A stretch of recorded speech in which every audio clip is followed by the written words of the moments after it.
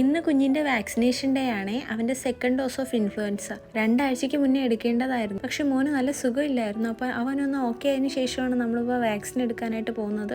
നമ്മളിപ്പോൾ ഹോസ്പിറ്റലിലെത്തി.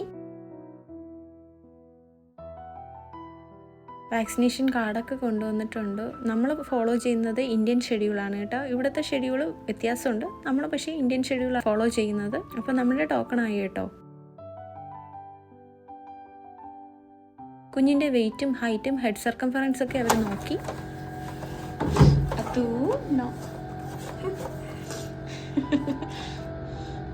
അതെല്ലാം അഡിക്വേറ്റ് ആണെന്ന് അവർ പറഞ്ഞു. അതിനുശേഷം മോന് വാക്സിൻ എടുത്തു.